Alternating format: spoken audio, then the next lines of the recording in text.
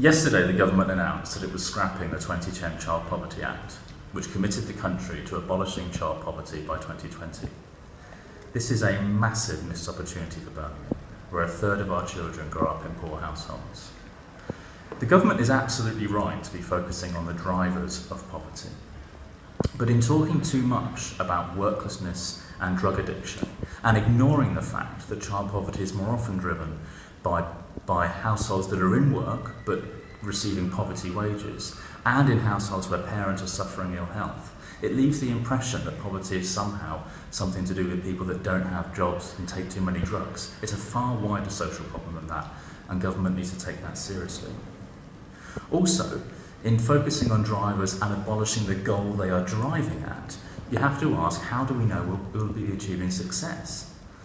The vision that was set out in the 2010 Child Poverty Act was about saying that no child in this country will grow up in a family where the income is low relative to that enjoyed by every other family in the country. The government have just scrapped that. So how do we know when we have a fair society, and how do we know when our measures are being successful?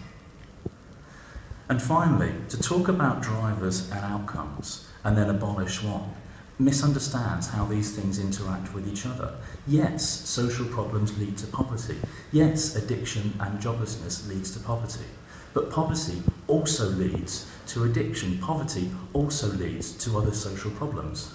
Yesterday, the government knowingly threw half its tools in the bin in the fight against child poverty, and that can't be the way to take it forward. Here in Birmingham, earlier in the year, we set up a Child Poverty Commission because we recognise that fighting child poverty is a responsibility not just of national government, but of every town and city and every agency and every organisation in this country. What worries me is that this morning, the forces behind that fight are a lot weaker than they were yesterday.